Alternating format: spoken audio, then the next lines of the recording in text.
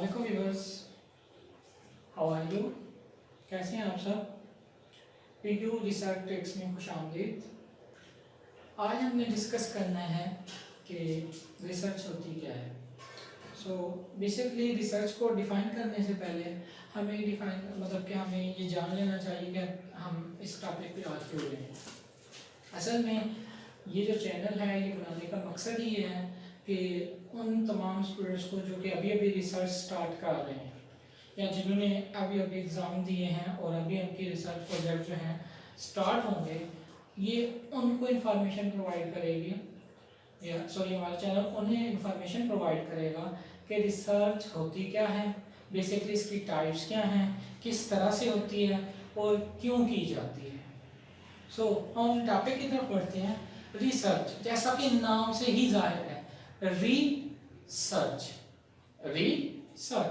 यानी दोबारा से सर्च करना। रिसर्च का मतलब ये होता है कि आप किसी स्पेसिफिक चीज़ के अंदर यानी किसी स्पेसिफिक अगर सपोज करें टॉपिक है, ऑब्जेक्ट है, किसी स्पेसिफिक टॉपिक के अंदर किसी स्पेसिफिक ऑब्जेक्ट के अंदर आप कुछ ऐसी क्वालिटीज़ ढूंढें जो कि बेनिफिशियल हों। अब वो टॉपिक जो है वो नेचर के रिलेटेड भी हो सकता है, एक्सपेरिमेंटल के भी हो सकता है, थ्योरेटिकल के भी हो सकता है, ये डिपेंड करता है। सो बेसिकली हम कहते हैं कि रिसर्च असल में वो सिस्टम है या वो वे है जिसके थ्रू हम ऑब्जेक्ट्स के अंदर जो बेनिफिशियल जो उसकी जो बेनिफिट्स हैं वो हम उसे ढूंढ रहे होते हैं, मतलब उन्हें सर्च कर रहे होते हैं। सो सिंपल वर्ड में अगर हम INFNS मतलब कि international network for natural sciences जो पब्लिकेशन सोसाइटी है उनके रिलेटेड अगर हम रिसर्च की डेफिनेशन पढ़ें तो वो कुछ इस तरह से है। It is a logical and systematic search for new and useful information on a particular topic. यानी ये क्या है? It is a logical and systematic search. ये क्या है? Logical and systematic. सो ये हम डिस्कस करेंगे logical and systematic for new and useful information on a particular topic. कि आप सपोज एज अगर मैं इसी चीज़ को थोड़ा सा एग्जांपल से एक्सप्लेन कर दूं तो थोड़ा ज़्यादा बेहतर होगा। लाइक के जैसे हम पढ़ते हैं कि कॉपर की जो इलेक्ट्रिकल प्रॉपर्टीज़ हैं वो बहुत ज़्यादा अच्छी हैं और उसमें क्या नाम है, और कॉपर जो है इस वक्त सबसे ज़्यादा अच्छा मटेरियल है इलेक्ट्रिकल प्रॉपर्टीज़ के लिए। लेकिन जब से हम देख रहे हैं कि जैसे ही ग्रेफीन मतलब कि इंट्रोड्यूस हुआ है, तो ग्रेफीन के अंदर थोड़ी सी डोपिंग करके उसकी जो इलेक्ट्रिकल प्रॉपर्टीज़ हैं वो कॉपर से भी ज़्यादा इन्हांस करवाई जा सकती हैं। सो ये असल में रिसर्च ही है कि आप सिस्टमेटिक और लॉजिकल वेज को यूज़ करते हुए यानी एक्सपेरिमेंटल और थ्योरेटिकल वेज को यूज़ करते हुए आप कोई नया मेथड ढूंढें और उस नए मेथड से इंफॉर्मेशन भी हासिल करें कि हमें मतलब कि इन प्रॉपर्टीज़ को इन्हांस कैसे करना है, ये प्रॉपर्टीज़ इन्हांस कर कैसे रही हैं, इन सब चीज़ों को डिफाइन करता है। फिर उसके रिलेटेड जो इन्फॉर्मेशन होती है ये बनाया कैसे जाता है, किस तरह से होता है, क्या क्या मतलब इसके अंदर फिनोमेना हो रहे होते हैं, इन सब को डिस्कस करते हैं। तो हम कहते हैं कि ये असल में बेसिकली क्या है? रिसर्च है। It is a logical and systematic search for new and useful information on a particular topic. कि आपके पास कोई भी टॉपिक हो सकता है। सो INFNS ने इसकी कुछ टाइप्स को डिफाइन किया है, यानी जो रिसर्च होती है उसकी कुछ टाइप्स को डिफाइन किया है। तो फर्स्ट वन है फंडामेंटल। फंडामेंटल क्या है? फंडामेंटल जो हमने डिस्क्राइब किया है कि ये फंडामेंटल जो रिसर्च है वो असल में बेसिकली थ्योरेटिकल रिसर्च है। जैसा कि आप जस्ट बुक्स की स्टडी से करते हैं, मतलब एक्सपेरिमेंट नहीं करना पड़ता आपको, जस्ट उस बुक्स की स्टडी से एक आप वे बनाते हैं, उसी वे से फिर आप उसको सारे काम को सरंजाम देते हैं। उसके बाद फिर आप उसके रिजल्ट्स भी उसी बुक्स की स्टडी से ही इंटरप्रेट करते हैं। सो फंडामेंटल जो रिसर्च है वो क्या है? थ्योरेटिकल है। वो क्या है? थ्योरेटिकल है। और बेसिक प्रोसेस है, मीन्स है कि ये हर एक प्रोसेस के अंदर यूज हो रहा होता है। मतलब कि अगर आपको एक्सपेरिमेंट में डिफाइन करना होगा तब भी आपको इसे थोड़ा बहुत टच करना पड़ेगा। सो ये हमारे पास क्या है? बेसिक प्रोसेस है। और फिर ये डिफाइन करता है कि हाउ थिंग्स हैपन, मतलब कि चीजें हो कैसे रही हैं। लाइक अगर आपको मैं अगर सिंपल एग्जांपल दूं, सो जैसा कि इससे पहले हमारे पास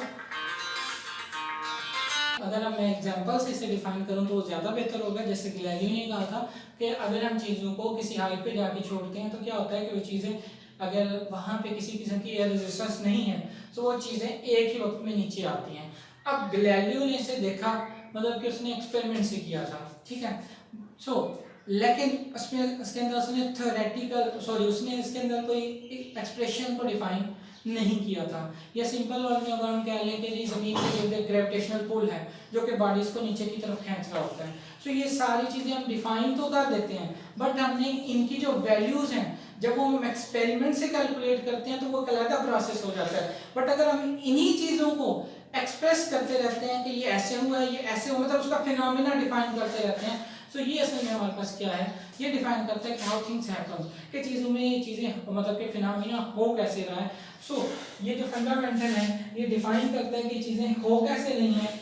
एंड लास्ट वन फिर ये उसके फैक्ट्स को डिफाइन करता है कि ये फैक्ट्स होंगे क्या, मतलब कि इससे क्या रिजल्ट आउट हो सकते हैं, इसके आउटकम्स क्या हो सकते हैं। एंड लास्ट डिफाइन करते हैं उसकी रिपोर्ट्स को, मतलब कि जब आप एक चीज़ को स्टडी कर लेते हैं तो उसके ऊपर आप एक रिपोर्ट इंटरप्रेट करते हैं, या ऐसे कह लें कि आप उसके ऊपर एक रिपोर्ट लिख रहे होते हैं कि ये रिपोर्ट ये है कि ये चीज़ें ऐसे हुई, इस तरह से, मतलब ये सारा कुछ किसमें आता है, फंडामेंटल के अंदर। सेकंड वन है अप्लाइड। अप्लाइड में क्या होता है कि देखें, अप्लाइड ऐसे कह लें कि एक्सपेरिमेंटल, एक थ्योरेटिकल है तो दूसरी एक्सपेरिमेंटल है। अब उसमें क्या होगा, जब एक्सपेरिमेंटल है तो आप एक सर्टेन टॉपिक को चूज करेंगे, थ्योरेटिकल में ऐसे नहीं है, आप किसी भी टॉपिक को किसी भी वक्त छेड़ सकते हैं। लेकिन यहाँ पे क्या है कि यहाँ पे आप मतलब लिमिट के अंदर है कि आप किसी भी टॉपिक को छेड़ सकते हैं, लेकिन यहाँ पे क्या है कि आपको सर्टेन प्रॉब्लम्स को ही चूज करना होगा।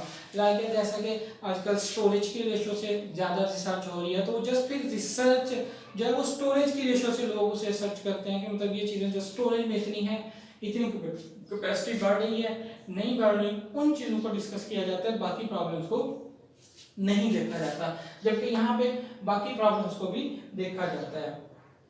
फिर हम डिफाइन करते हैं कि अप्लाइड फिजिक्स में डिफाइन किया जाता है हाउ थिंग्स चेंज। यहाँ पे क्या था, हैपन के हो कैसे रहती है, यहाँ पे क्या चेंज कैसे होती हैं। अब दोनों में डिफरेंस है। अब यहाँ पे चेंज में ऐसे है कि सपोज है हम कोई से दो मटेरियल को कंपोजिट करा देते हैं। जैसे हम दो मटेरियल्स को कंपोजिट कराते हैं तो कंपोजिट होने की वजह से अब इसमें क्या होगा, इसके कंपोजिट होने की वजह से उसके अंदर कुछ प्रॉब्लम्स आएंगी और कुछ चेंजेस भी आएंगी। सो हम डिफाइन करते हैं कि चेंजेस आ कैसे रही हैं। सो यही चीज है how things change. And then correct facts. Correct facts में हम डिफाइन करते हैं कि इनके पीछे जो फिनोमिनाज हैं वो हो कैसे रहे हैं। लाइक एज अगर हम किसी कैरेक्टराइजेशन को स्टडी कर रहे हैं तो उसके अंदर वो पीक्स किस तरह से आ रही हैं, ये सारी चीज़ें, या फिर आप किसी और एस्पेक्ट से देखें। एंड देन लास्ट रिपोर्ट ही होती है कि आप उसके अंदर रिपोर्ट कैसे जनरेट कर रहे हैं, उसकी रिपोर्ट किस तरह से आ रही हैं, वो सारा कुछ होता है। फिर हम देखते हैं कि हमारे पास ये जो दो टाइप्स हैं, इन दो टाइप्स को हम फर्दर मजीद 3 सब टाइप्स के अंदर कन्वर्ट करते हैं। यानी इन्हीं 2 टाइप्स को हम फर्दर 3 सब टाइप्स के अंदर कन्वर्ट करते हैं। तो फर्स्ट वन है क्वांटिटेटिव। सो क्वांटिटेटिव रिसर्च में क्या होता है, क्वांटिटेटिव रिसर्च में ये होता है कि आपके पास जितना भी डाटा होता है वो मैथ की टर्म में होता है, न्यूमेरिकल्स टर्म में होता है। सो उसमें क्या होता है कि आप उन मैथ की टर्म्स या न्यूमेरिकल टर्म्स को या तो आप ग्राफ की फॉर्म में ड्रॉ करते हैं, या फिर आप उन्हें सपोज एज किसी न्यूमेरिकल फॉर्म में यानी डिजिट्स की फॉर्म में उन्हें शो कर रहे होते हैं। सो यहाँ पे मतलब क्वांटिटेटिव के अंदर क्या होता है कि आपका जो सारा डाटा है वो न्यूमेरिकल टर्म्स में होगा या मैथ की टर्म्स में होगा, और आप रिजल्ट्स को जस्ट टेबल्स या फिर ग्राफ्स की फॉर्म में ड्रा कर रहे होते हैं। अब चूंकि आपका सारा डाटा जो है ये एक कंफर्म्ड वैल्यूज में होता है, तो हम कहते हैं कि जब ये कंफर्म्ड वैल्यू में है तो ये आपकी जो रिसर्च होगी ये क्या होगी, कंक्लूसिव होगी। कि आपकी जितनी भी रिसर्च होगी यहाँ पे क्या होगी, कंक्लूसिव होगी, कि आप एक कंक्लूजन दे रहे हैं कि इतनी वैल्यू को चेंज करते हैं तो इतनी चेंजिंग आती है। मतलब जैसे कि आप सपोज ये कह लें कि एक एटम है वो इतने सेकंड में 3 टाइम्स टूट रहा है, सो मतलब कि ब्रेक कर रहा है, या ऐसे कह लें कि फिशन हो रहा है। सो जैसे जैसे मतलब कि आप उसकी वैल्यूज को डिफाइन करते चले जाएंगे, सो आप डिफाइन कर सकते हैं कि इतने टाइम के बाद इतने बार एफिशिएंट मतलब रिएक्शन दोबारा से कर सकता है। मतलब आपके पास एक एग्जैक्ट वैल्यू होती है, आप उस एग्जैक्ट वैल्यू को आगे डिफाइन कर सकते हैं कि इस एग्जैक्ट वैल्यू से ये कंफर्म आंसर आ सकता है, इसके अलावा कोई और आंसर आना पॉसिबल नहीं है। तो हम ये कहते हैं कि हमारी जो रिसर्च है क्वांटिटेटिव ये क्या होती है, कंक्लूसिव होती है। एंड फिर हम इसके अंदर जो मतलब कि हमारा जो मेन फिनोमेना होता है वो क्या होता है, वो कुछ इस तरह के क्वेश्चंस का होता है कि what are these things, means ये चीज़ें हैं क्या चीज़, या फिर आप ये कह सकते हैं कि चेंजेस हो कहाँ पे रही हैं, मतलब उसके बिहाइंड जो फिनोमेना है वो कुछ इस तरह के क्वेश्चंस के अंदर डिफाइन कर सकते हैं।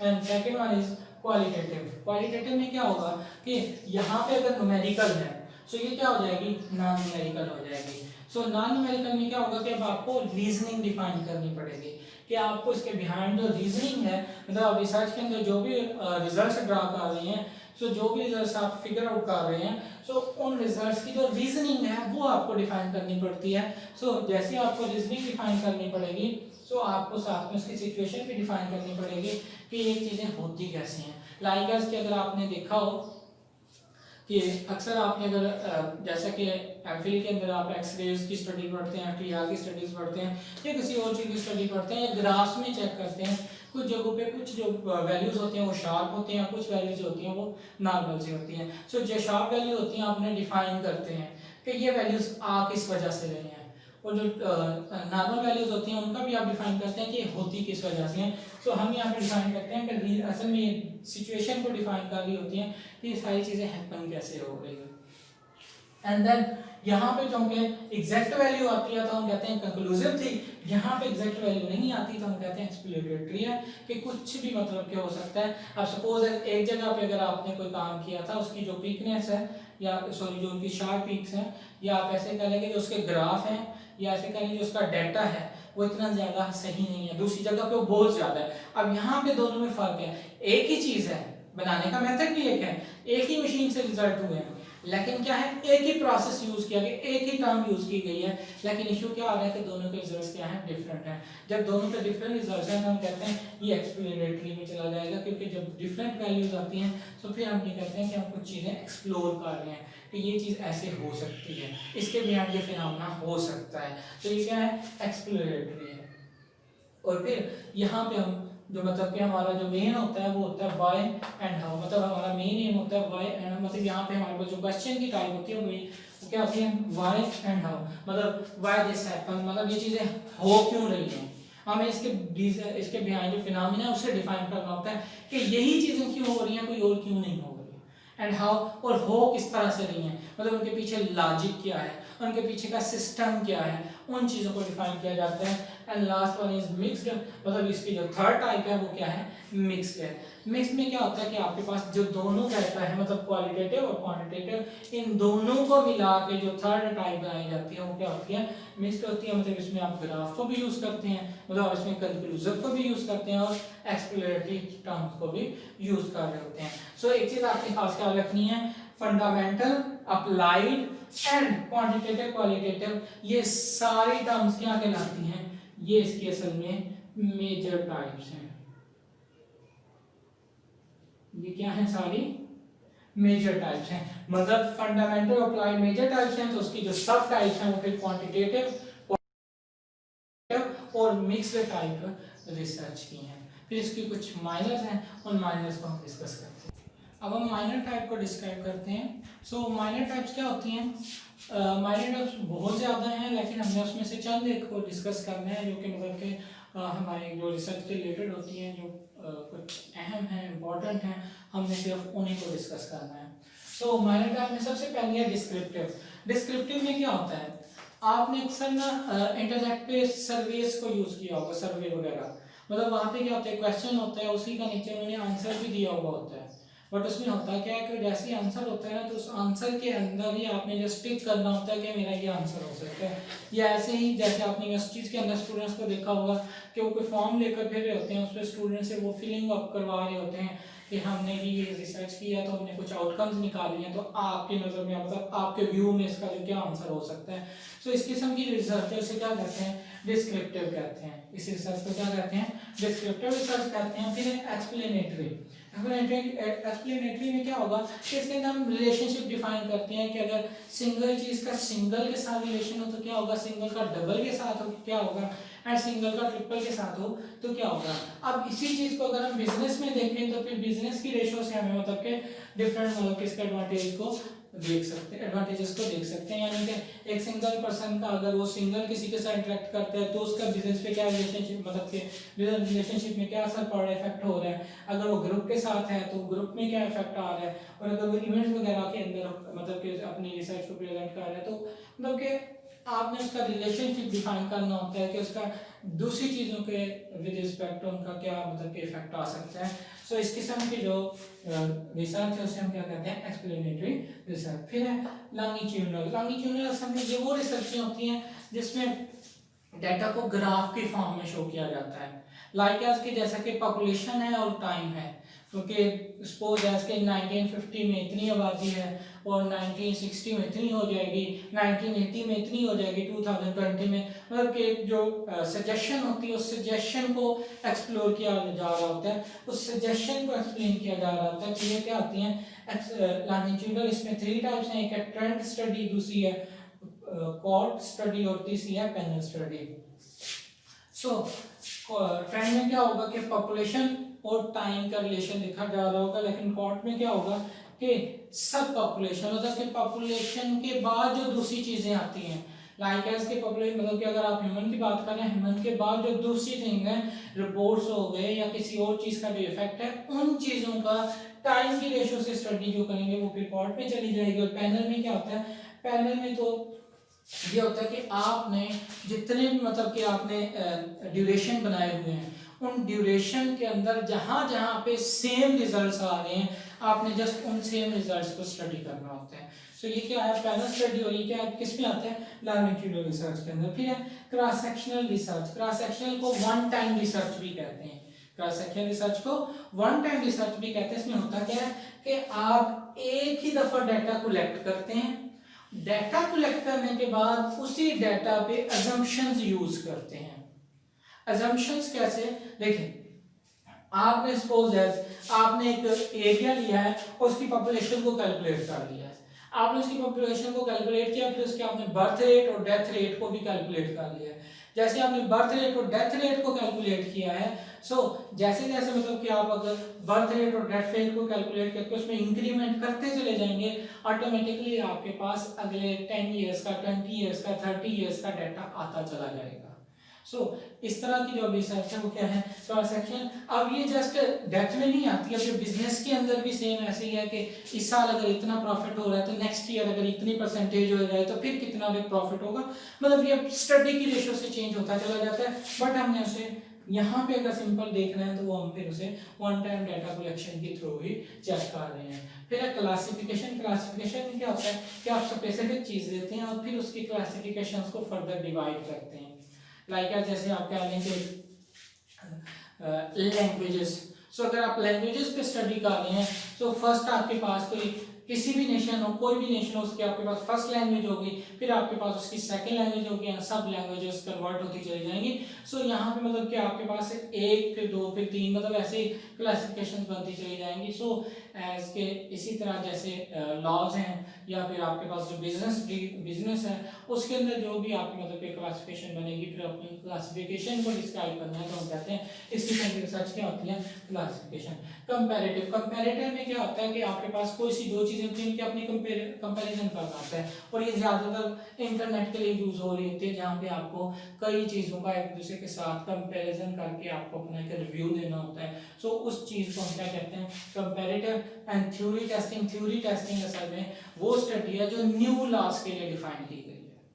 न्यू लॉज के लिए कैसे देखें, जैसा कि सपोज जैसा पहले होता था कि साइंस के अंदर या किसी भी फील्ड के अंदर जब भी कोई नई रिसर्च प्रोवाइड की जाती थी या पेश की जाती थी तो उसमें क्या होता था कि फिर वो सारे साइंटिस्ट बैठते थे, फिर उसको कंफर्म करते थे। कंफर्म करने के बाद वो फिर उसे मतलब कि वेरीफाई करते थे, वेरीफाई करने के बाद उसे लॉ की फॉर्म दे दी जाती थी। तो ये क्या होती है, थ्योरी टेस्टिंग होती है। अब इसी चीज़ को आप बिजनेस के अंदर यूज़ करें, लॉ के अंदर यूज़ करें, या आप साइंस की फील्ड के अंदर यूज़ करें, इस सब के अंदर क्या है, एक ही जैसी है। बट हमने डिफाइन करना था थ्योरी टेस्टिंग होती क्या है, तो कंसेप्ट के लिए हमने डिफाइन किया कि जब आप थ्योरी बेस करते हैं सो उसकी जो टेस्टिंग होती है हम क्या कहते हैं, इसे थ्योरी टेस्टिंग रिसर्च कहते हैं। सो आई होप कि आपको रिसर्च के रिलेटेड थोड़ा बहुत हो गया होगा। सो जैसे जैसे मतलब हम आगे चलते चले जाएंगे तो आपको मज़ीद ऐसी ही यूज़फुल इंफॉर्मेशन प्रोवाइड करते रहेंगे। सो उम्मीद है कि आपको वीडियो पसंद आई होगी। सो वीडियो पसंद आई है तो इसे लाइक करें, चैनल को सब्सक्राइब करें और इसे शेयर ज़रूर करें।